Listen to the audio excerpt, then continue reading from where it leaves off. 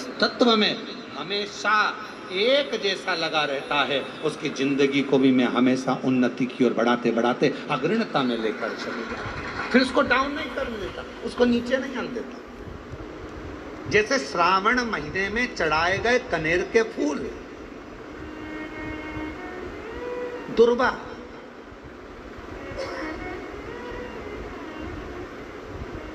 और हम सबसे कहेंगे, अब मान लो यदि कोई विशेष कोर्ट का केस चल रहा हो, कोई कोर्ट में कोई बातें चल रही हो, अदालत आदि में कोई कार्रवाई चल रही हो, कोई फाइल प्रशासनिक अधिकारियों के पास फंस गई हो और कुछ ना कुछ उसमें अपने को लगता है कि तकलीफ का प्रसंग है, तो हम कहेंगे शिव की आराधना करो, सत्यता पर जियो,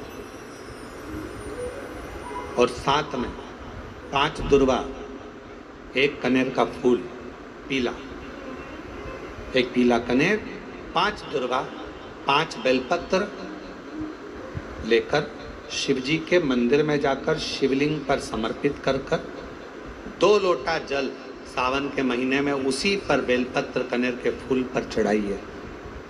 देवाधिदेव महादेव की कृपा होगी। ज़्यादा से ज़्यादा 6 महीना 7 महीना, इससे ज़्यादा निर्णय आप ही के पक्ष में आएगा और शिव की कृपा से। और इसमें एक बात और स्मरण रखें, जैसे कोई की प्रॉपर्टी है, कोई की ज़मीन है, और वो ज़मीन तुम्हारी कोई ने कब्जा कर ली या तुम्हारा नाम नहीं हो पाई या कोई उसमें लफड़ा हो गया या तकलीफ आ गई, पैसा उसमें अटक गया, उसके लिए भी कनेर का पुष्प श्रावण महीने के जितने सोमवार आते हैं, रविवारी, सोमवारी और भोमवारी, कौन कौन से बार हो गए? रविवार, सोमवार और मंगलवार, 3 बार।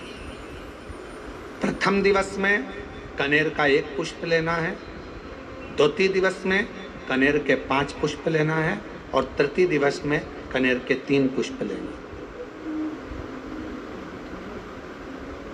बेलपत्र 1-1 साथ में लेकर शिव जी को रविवार के दिन भी समर्पित करें, सोमवार के दिन भी समर्पित करें, और मंगलवार को 3 कनेर के पुष्प के साथ बेलपत्र लेकर बाबा को समर्पित करिए।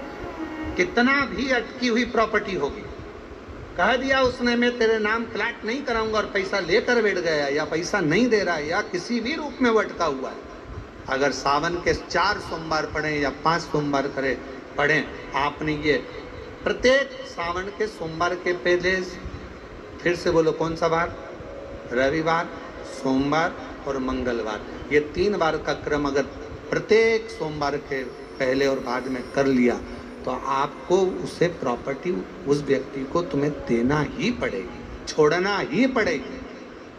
उसको खुद अपने आप में बेचैनी होने लगेगी, मुझे तो बुलाएगा, आपको जाना नहीं पड़ेगा, खुद बस फोन लगाया आपने, भैया हमारा करा दो, हमारा करा दो, 2 बार 3 बार अगर बोला, चौथी बार वो खुद बुलाएगा, बेचैनी पड़ेगी। हेलो मेरा बाबा उसको खुद खल बुला। शिव शिव है, उसको कहते सत्यम शिवम सुन शंकर शंकर, वो नित्य कृपा करो, नित्य करो। लोटा जल लेकर जाते हैं, ताजा जल तो हमारे घर में रहता नहीं है, जो जल रखा रहता है उसी को हम भर लेते हैं, उसी को लेकर चल देते हैं। और हो सकता है वो जल घर में बच्चों लोगों ने मटका हंडा झूठा कर दिया हो, या कोई पात्र झूठा लग गया हो, और वो जल हम शिव जी को चढ़ाएंगे, तो वो जल कहीं शिव जी हमसे नाराज तो नहीं होंगे। पर मेरी जीजियों, मेरे जीजाओं, बेटियों, बेटाओं, कोरबा नगर के सभी जनमान और श्रद्धा के साथ अगर भगवान को कुछ भी दिया जाता है तो भगवान उसको स्वीकार करते हैं।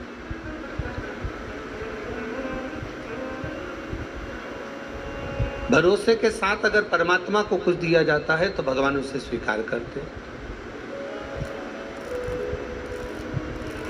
अब शबरी अम्बा ने, माता शबरी अम्बा ने राम जी को बेर दिए थे, तो वो कौन से थे? झूठे थे ना। झूठे बेर को पा लेते हैं। शिव महापुराण की कथा कहती है, तुम्हारा जल कैसा भी है, अगर तुम विश्वास के साथ और श्रद्धा के साथ दे रहे हो तो मेरा शंकर उसे स्वीकार करता ही है। मेरा शिव उसे स्वीकार करेगा, मेरा भगवान ऐसा नहीं कि उसको स्वीकार नहीं करेगा। मेरा देवतारी दुनिया में तुम धक्के खाकर आ जाओ, सब जगह से होकर आ जाओ, और आखिरी तक भी अगर तुम्हारा कार्य ना हो, तब एक बार मेरे शंकर के मंदिर में एक लोटा जल चढ़ाना प्रारंभ कर दो, आपके मार्ग खुलना, रास्ते खुलना प्रारंभ हो जाए। बोल बम का नारा है, फिर मार्ग खुलना प्रारंभ, रास्ते खुलना प्रारंभ।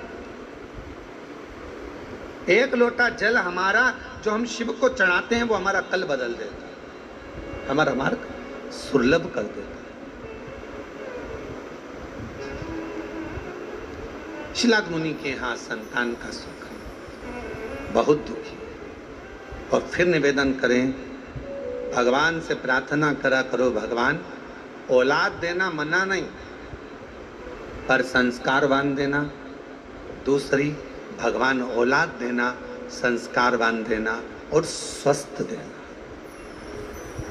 एक माँ की दशा क्या होती है, बच्चे को जन्म देने के बाद उस माँ से पूछा जाए, जिस माता की औलाद में अगर थोड़ा सा भी कोई तकलीफ आती है तो माँ का कलेजा हिल जाता है, जितना माँ रोती है शायद दुनिया में कोई ना रोता।